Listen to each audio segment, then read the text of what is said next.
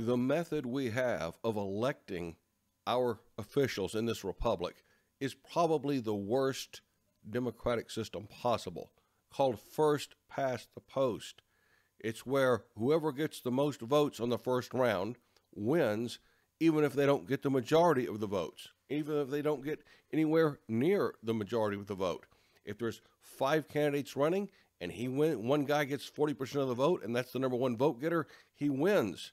It's a terrible system. What it does in practice is it forces a two-party system, because if people want to vote for a third choice, they're afraid voting for anything but one of the two establishment parties will split the vote and cause their least preferred alternative to win.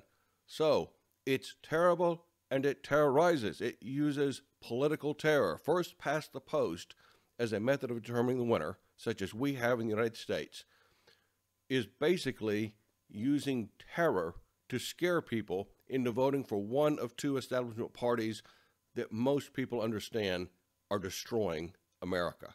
And yet they have to hold their nose, close their eyes, stop their ears, tighten their sphincters, and vote for these people anyway. Now, there has been proposals for electoral reform, approval voting, star voting, first past the post, not first past the post, but ranked choice voting and instant runoff voting, which are basically the same thing, those last two. They have been proposed.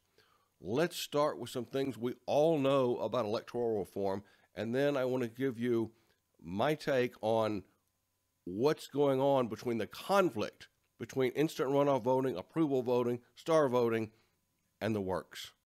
Let's start with 3 things I believe almost all of us know. Number 1, we need election reform. What we're doing is not working. We've got 2 establishment parties funded by global, not even American corporations, so it's not even American money buying these elections anymore. They don't even have to sell themselves anymore. All they have to do is convince you the other guy is slightly more loathsome than they are and scare you into voting for them out of fear the other guy will win. Now, they couldn't do that. If there was 4 or 5 parties, they couldn't just throw slime. But they know those other parties don't have a chance because people are afraid to vote for them because the winner is determined by first past the post. So yes, we need election reform. Guess what? When there's primaries, the Republicans and the Democrats do not use first past the post to determine the winners of their own primaries. They have runoffs. When they elect their own party officials, they do not use first past the post voting. They have runoffs. They have it for themselves, but they won't give it to you. They save the best for themselves, which is to have a runoff so that people can vote their conscience. They're not afraid to vote their conscience, and they have a winner that reflects the desires of the majority of the voters. Number 2, many options are better than what we have now. Now, what I'm going to relate to you in this video is how the proponents of approval voting and star voting are viciously attacking instant runoff voting and ranked choice voting and saying how terrible it is, and really, in my mind, they're being very deceptive about it, okay? They are not leveling with you. And why are they doing that? Any of those methods are better than what we have now. I would rather have star voting or approval voting as opposed to first past the post. I would rather have instant runoff voting and ranked choice voting versus first past the post. They're all better than first past the post. Which of them is best is just a matter of your personal preferences, as I am going to show in this video. So what's the deal with the viciousness of the tax on what I would say is the leading method of election reform, instant runoff voting, which is ranked choice voting? Well, that leads me to the third point, that's something we should all know is true. The establishment will try to get out in front of any reform. The best way to handle the opposition is to lead it yourself. And they have tried both within and without the instant runoff voting community, in my opinion. They have tried to hijack it. They have tried to nullify it. They have tried to destroy it. How are they doing that within the movement? for instant runoff voting and ranked choice voting. They're doing it by pairing it with something called all-hat primaries. And I have another video about that, about why it is a poison pill designed to undo the good that ranked choice voting and instant runoff voting can do. What it does is says, well, instead of let each party or an independent come up with their own nominees, we will simply have an election in the spring, and we'll take the top 4 winners of that and put them on the ballot in November. So you might have 2 Republicans and 2 Democrats. And you say, oh, gee, well, we have ranked choice voting now. It's between 2 Republicans and 2 Democrats. Why?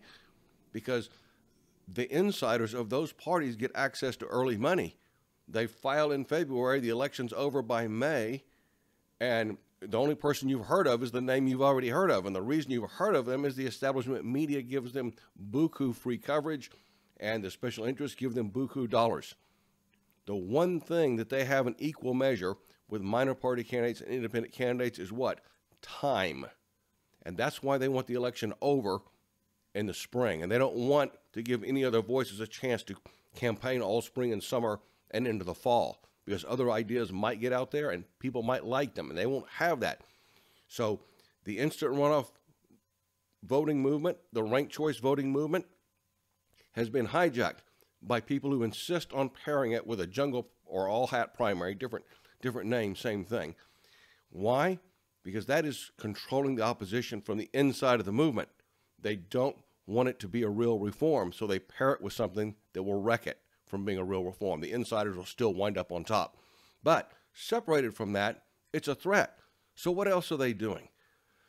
Well, they're attacking it from the outside too. The other election reform methods, which I say, they're better than first past the post.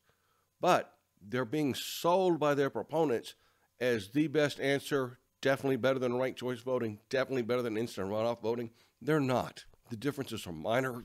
The changes are really, it doesn't matter which of those you pick almost, except in some circumstances, which I'm going to relate to you in this video.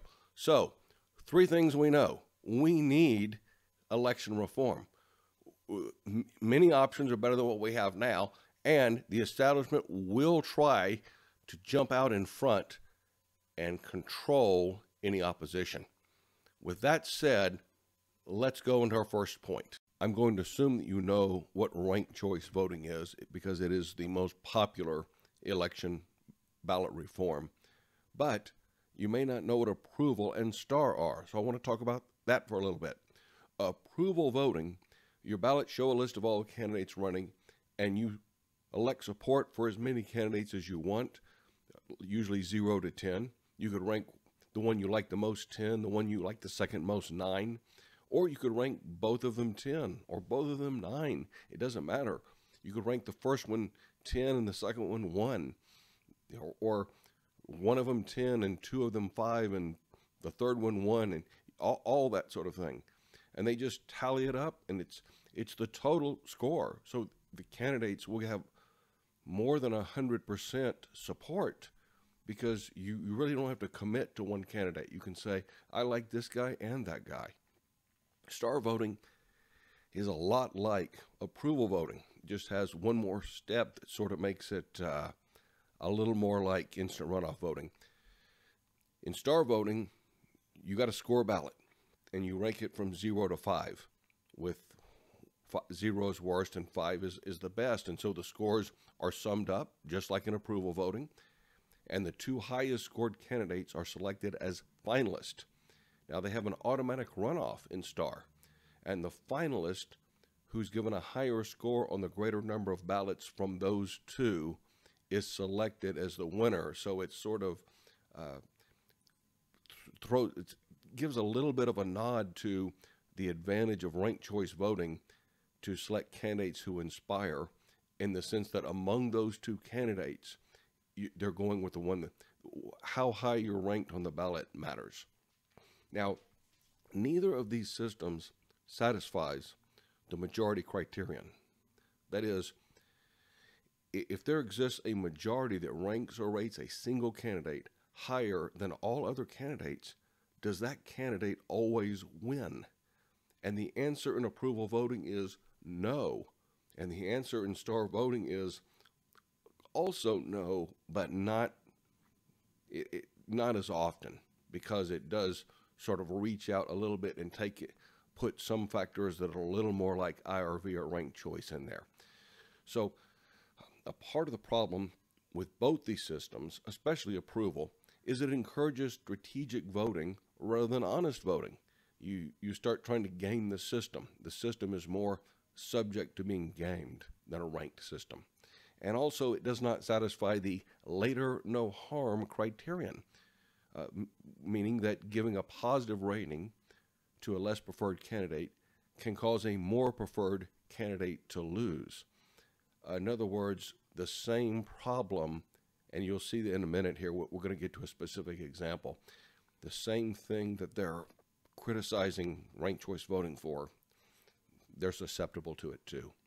Both these systems, compared to ranked choice voting, maximize support for candidates who do not inspire voters, but are unobjectionable to a large number of voters. They may not be a lot of people's first choice, but they would still say, well, they're okay. And that's approval star voting. Now, what the critics of instant runoff voting do is they come up with a bunch of $64 words and a long, allegedly study. It looks very formal study. They don't let you download it, by the way. This one fellow that was most engaged on it, I'm like, okay, well, let me have the study. No, you can't have the study to keep. I'll give you an image that you have to keep open in your browser. Now, if it was anything but baffling them with BS, he would not mind me keeping that study so I could really analyze it. He didn't do that. He gave me a study that I could just see how long it was. I could see how many $64 words there were in it, but not examine it in great detail. But that's fine, because I examine it in enough detail because I have a very sensitive bovine scat detector, and it was like the klaxons were going crazy. So they have an election on the Wikipedia page. One of those $64 words is monotonicity. And it is a voting criteria which says if you raise a guy in a ranked voting system, if you raise a guy higher, it shouldn't hurt him. If you lower a guy on a ballot, it shouldn't help him. And that sounds reasonable until you find out that in approval voting, really, it would have wound up the same anyway. As you're allegedly hurting him, it wouldn't have changed the outcome. It would have been the same outcome in approval voting. I'll talk about that in a little bit. But they give some numbers from a hypothetical election, and that's what all they've got is hypothetical elections, because in the real elections, there's not enough data to tell what really happened. Was it a monotonicity violation, or was it just like the Democrats only voted for the Democrat and wouldn't vote for the Green and threw the elections to the Republican because they were outraged that somebody was crowding their monopoly on the left and they'd rather have a Republican than a Green. So the election gave them what they wanted. It may not be in their interest, but they wanted it. So, and that's the problem with democracy. We all get the government that the majority deserves, but I'm sorry, that's the way it is. So anyway, how bad is a monotonicity violation? Well, let's look at this hypothetical election from the Wikipedia page. There are 5 votes that vote left first and right second, and there are 5 votes that vote right first and left second in this election of 100 people, 100 voters. And that produces a result that you see below, the tally you see below. It left and right, it's a very close election, but left and right get the 2 most votes. The center is the one who lost, so the center drops out, and whoever the center voted for, the second choice of those 32 voters, those votes are then assigned to left and right. And it turns out, again, left wins narrowly. But what if someone that did rank right first and left second switched it, and when it made left first and right second? So in scenario 2, instead of that happening 5 times, it happens 7 times. And instead of right first, left second, happening 5 times, it only happened 3 times. That should help left, shouldn't it? No, not in this scenario. Instead, it produces an election where the right drops out and the left and the center go to the runoff. And so we find out who the second choice of right was. And most often, it was center. And so what happens? Center wins the election instead of left. So by left getting ranked higher, he got beat in the runoff. And they say, well, see, that proves that instant runoff voting is no good. No, it doesn't. Not only does that happen in regular runoff voting, so it's no worse than the regular runoffs we've had for local offices, not anything that matters, like state legislature or governor or anything like that, congressman. But we've had runoffs for local offices in many states, and that same thing can happen there. It can happen when there's exactly this situation I've described. You have an establishment candidate who doesn't make anybody mad, but he doesn't inspire anybody either. So he doesn't get a lot of first-round support, but everybody's like, you know what? I'd rather him than the other guy, so I'll make him second or third here.